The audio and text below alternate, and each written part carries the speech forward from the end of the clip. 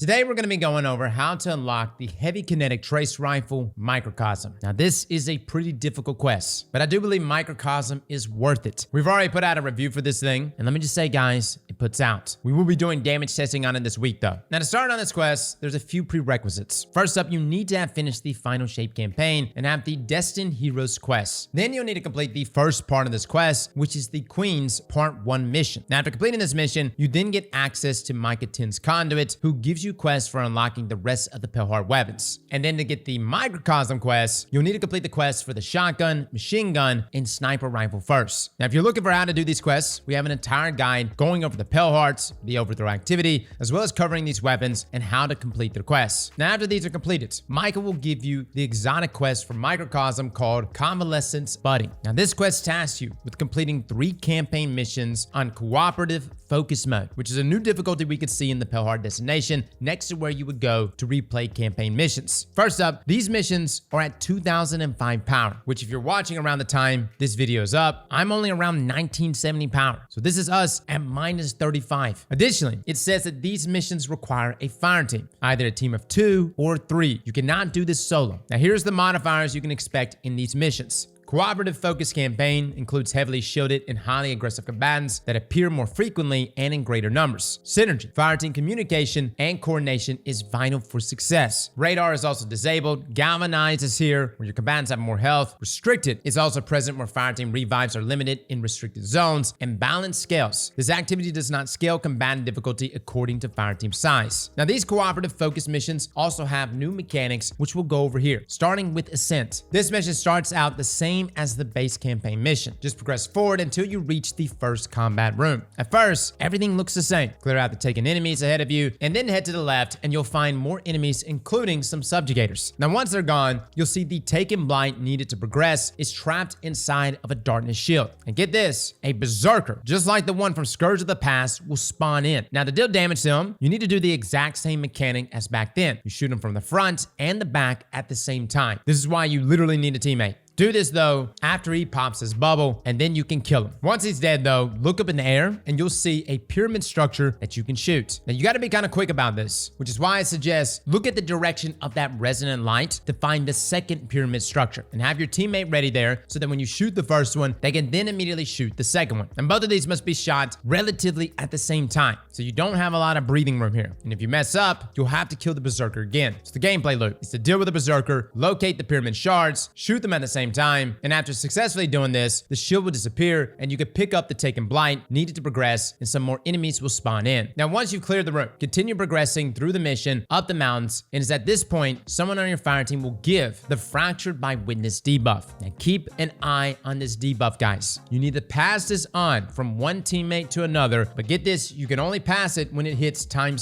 So you really want to wait till about ×8, ×9 to pass it. And when you get to ×7, you can't do things like jump or double jump. So if you're platforming, you can die very easily with this. Now this will kill you, which is why you must pass it before it hits ×10. Now the person who just had the fracture will get a new debuff called Fracture Recovery, and they won't be able to claim it again until the third fire team member gets the debuff. So essentially, you'll pass it around 1, 2, and 3. I'm not really sure how this works with duos, but that's how it worked with our 3-man fire team. Now you need to keep track of this debuff, pass it around as you continue through the rest of the mission, and while in the combat encounters. Now from this point on, the rest of the mission seems to be the same besides the Fracture debuff being present, as well as a small change to the Glyph Touch mechanic. Throughout all 3 of these missions, Glyph Touch works a bit differently. Instead of everybody getting the buff and being able to see the symbols that drop, only one person on your fire team will actually get the buff. The person with Glyph Touch can't see the symbols, meaning they are the person who will be touching the correct glyphs when calling out in the order to activate them. This just adds to the coordination your team must have, because you'll have to actually call out the symbols to the people who can't see them. Other than those changes for this mission, everything else runs exactly the same as the standard version. Both the Fracture, Synergized Pyramid Shots, and Glyph Touch changes are mechanics mostly present in each of the 3 missions for this quest, so guys, get used to them. Now as far as like what weapons to use, as well as builds, guys, just bring your most potent stuff. I know Les was using Dragon's Breath. I was using a sword. I wouldn't necessarily recommend it unless you're really good at guarding with strongholds. But I will say the last mission put a number on me while I was trying to use a sword, and eventually I had to swap off the Levy Breath. But these missions are definitely challenging, especially for my folks, which is many of us, that are still currently under level. Now after this, the next mission is the Dissent mission. This mission is where you're searching for Zavala and essentially asking the Veiled statues for directions throughout. As for the first parts of this mission, there's nothing new besides the increased difficulty and the fracture mechanic from before that kicks in soon after you speak with the first statue. So make sure throughout the mission, like normal, you're coordinating with your teammates and passing that fracture debuff. Now the first few encounters in this mission are also in relatively small enclosed statue rooms or outside in the Witness's Storm. So definitely have something here to help you tank some damage or clear ads very quickly, or just something for self-healing. I literally just ran around blocking with my sword throughout this mission, just tanking damage and just letting these screebs explode all over me. Now you eventually come to an area with 2 floors, both having a pyramid shard on a wall concealed behind an orange barrier. Now once you've slain all the enemies, a berserker will spawn on the top floor. Have someone remain on the bottom floor while the 2 people stun the berserker by shooting his back and front at the same time. Again, only do this after he uses his bubble attack. Then he breaks his immunity and you can kill him. Then proceed to shoot the pyramid shards simultaneously. Again, branch out here, guys. Make sure you find, and you can see the resonance where it's pushing to that next shard. Make sure you find those next shards so you can shoot them back to back. Now keep an eye on that fracture debuff. Don't forget to be passing it around to your teammates. But here, guys, you want to keep moving forward, slaying out through the rooms and then passing around the fracture. The next big encounter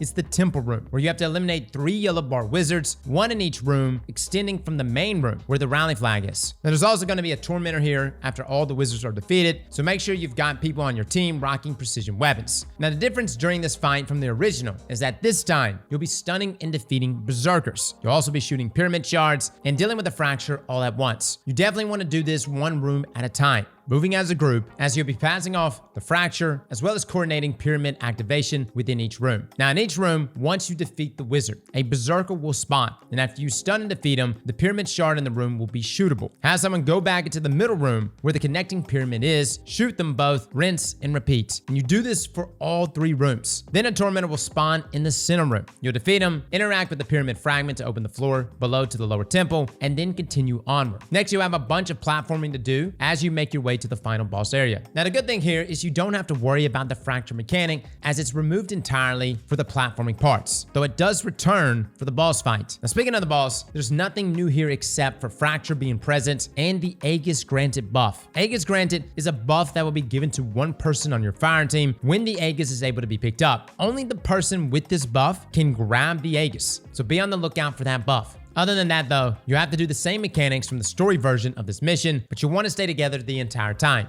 You'll first have to defeat 2 subjugators, 1 on either side of the arena. This will unlock the Aegis, which the player with the buff will use to shoot the boss, which will lower this immunity shield. You then deal half its health before the second phase begins, and he goes immune once more. Repeat this again to lower the shield 1 more time, and then just nuke the boss. Now, right after this is where you're gonna have to run and platform your way across the pyramid staircases as portions of them and the floor disappear. Just follow this path on the screen to escape, but beware, you do have to deal with the fracture during this part. And this is where he can get you in a bind, because when you hit times 7 and you're trying to double jump across these platforms that are disappearing, you lose the ability to double jump. So immediately pick it up for your teammates. And if somebody dies, they can't respawn. But progress to the end of this, guys, and claim the chest at the end, and that's the second mission complete.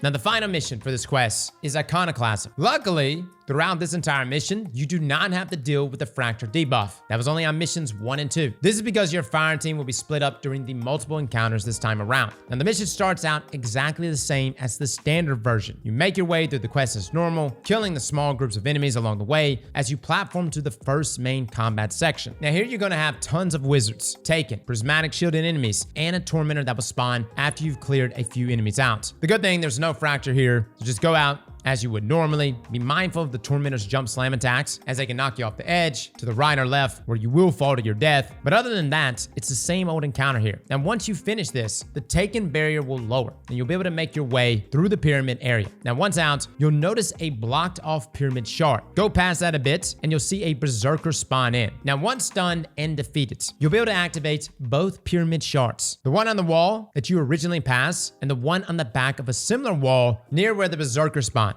Shoot them at the same time to lower the Taken barrier, and then head on through. Now, you make your way through the tunnels as you would normally for this quest until you reach a rally flag. Once you drop down into the room below, there's going to be your usual enemies, but there's also going to be a berserker that's mixed in. Clear the regular enemies first before you focus on stunning the berserker. That way you can find the pyramid shards to shoot much easier. Now, these shards are going to be opposite of each other on the ceiling directly above you. Once you synergize the shots, another pyramid fragment will spawn, which when destroyed will start the encounter. Now, during this encounter, one person on your fire team will become Glyph Touch. Now, this person won't be able to go to the bottom floor and must stay up top, while everyone else proceeds down below. Defeating the enemies below, though, will reveal symbols that must be called out to the person above. Now, once those symbols are grabbed, whoever's on the bottom floor will be able to go through a portal back to the top floor to defeat the boss and finish the encounter. The person on the top floor will also have to deal with an Omen of the Witness solo. Be wary here, guys. Whoever is hanging out up top, you cannot die, as dying effectively wipes your teammates, as they won't be able to reach you. Now, this version of this encounter is basically practice for the boss fight, which you'll be reaching after more platforming and more story beats. Now, this Taken Ogre boss fight works exactly the same. Your team will once again be split up, with the Glyph Touch person remaining in the boss room, while the other two will go through this portal to defeat the big knights and reveal symbols. Other than that, this fight should be very familiar. You'll have prismatic shielded enemies inside the Taken Blinds on either side, along with the prismatic wells. Now, taking them down, as well as the blinds, will spawn the little darkness acorns and the pyramid fragment in the middle of the area. Shooting the pyramid fragment will give one person Glyph Touch. This person stays in the boss room. The other two will need to stand near the darkness acorn to get the shielded from the darkness buff and then jump through the portal. Here, they'll have to kill two knights below to reveal the symbols, and then call them out for the person in the boss room, all while maintaining the shielded from darkness buff using the acorns that are scattered around in this labyrinth. And the person in the boss room will also be dealing with enemies of their own, with the primary enemy being a big bad tormentor who spawns as soon as people go through the portal. So guys, be very, very careful. Whoever's hanging back, have something to deal with the tormentor. I'm pretty sure FX literally dropped a tether every single time, but essentially you'll get 2 tormentors total, 1 for each phase. And once the correct symbols are grabbed, the Taken barriers will be lowered in the symbol areas, so the symbol team is able to get back to the boss room for damage. Also, when the symbols are grabbed, somebody will get the granted Aegis buff. So just like before, that's the person that can grab Aegis to lower the boss's immune shield. Rinse and repeat until the boss is dead. Now, after more story and more platforming, you'll eventually make your way to the final boss. Here you got to do the witness fight with some of these added mechanics too. What's different this time around can be explained relatively quickly. Usually you're able to have one person grab the shield from darkness buff and head into the side rooms to grab the Aegis in order to break the boss's shield. This time around though, the Aegis is guarded by a berserker. So you're gonna need at least 2 people to grab the shielded from darkness buff via the acorn and then head into the side rooms together in order to stun and kill the berserker. Now this will lower the orange barriers around the 2 pyramid shards, which must be shot in tandem. 1 inside the room and then 1 outside the room, which is why we have 1 person staying behind. Now, synergizing your shots of these pyramid shards will lower the orange barrier, blocking the Aegis, allowing anyone to pick it up. There's no Aegis granted buff here, so anyone can grab it. Now, you have to do the same thing for the second Aegis later in the fight as well, but everything else is about the same. Go to the middle, stand on the light thing, block so you don't get wiped, continue doing damage till you take out the subjugators, spawn in the relic, embrace the darkness, and take out the veiled statues. I will say for this encounter, guys, range loadouts are a bit better. So I was rocking things like Levy Breath, a Supremacy Sniper, as a lot of the damage you're going to be doing is going to be within this Aegis shield. But that's it. That's the quest. Lastly, you got to head over to Micah 10's Conduits, and now you have the exotic heavy kinetic trace rifle, Microcosm. Now, we've already reviewed this weapon, but we're going to be breaking it down in damage tests this week. It is a very unique trace. It's a kinetic weapon, but it's in the heavy slot. It's also a trace rifle. I do think it has a lot of potential though, and we'll be breaking that down very soon. Fellas and ladies, thank you all for coming and watching, and as always, slap that like button like your mama told you right.